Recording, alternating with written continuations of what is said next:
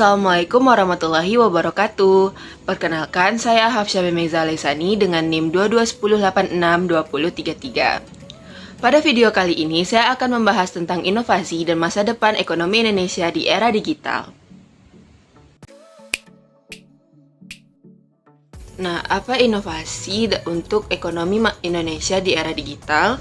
Saya akan membahasnya dalam 3 poin. Pertama, on-demand service, e-commerce, dan finansial teknologi. Pertama ada on-demand service. On-demand service ini merupakan aktivitas ekonomi di mana para penyedia jasa memberikan banyak kemudahan kepada para konsumen. Nah, kemudahan ini pada poin ini itu seperti misalnya para penyedia jasa datang ke rumah para konsumen yang sebelumnya sudah diorder dengan aplikasi online, di mana itu bisa dilakukan di handphone dan bisa dilakukan kapan saja dan di mana saja. Yang kedua ada e-commerce. E-commerce ini bisa dibilang seperti pasar digital. Pasar digital di mana orang-orang melakukan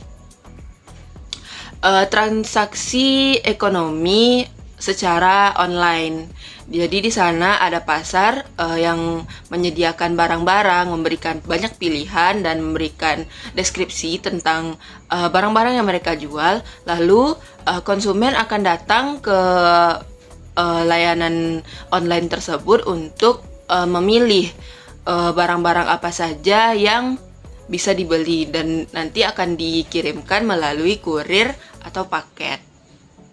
Yang ketiga ada finansial teknologi atau fintech. Fintech muncul beriringan dengan on-demand service dan e-commerce, di mana orang-orang membutuhkan pembayaran yang dilakukan secara online. Ketiga poin di atas yang saya sebutkan didorong karena adanya salah satunya pendorongnya adalah pandemi yang terjadi pada tahun 2020. Sejak saat itu berkembanglah inovasi-inovasi di digital untuk ekonomi Indonesia seperti yang telah saya sebutkan tadi. Dan finansial teknologi hadir sebagai penyedia alat tukar dalam bentuk online.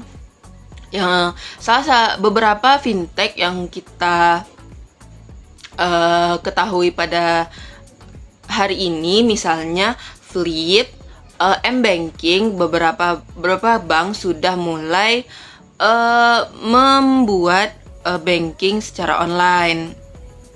Lalu juga ada ShopeePay, GoPay, Dana misalnya gitu. Nah, lalu bagaimana masa depan ekonomi Indonesia di era digital? Melihat dari pertumbuhannya, masa depan ekonomi Indonesia terlihat cukup baik dan terus bertumbuh karena teknologi yang berkembang pesat dan masyarakat pun yang mendukung untuk menggunakan ekonomi digital seperti on-demand service, e-commerce, dan finansial teknologi.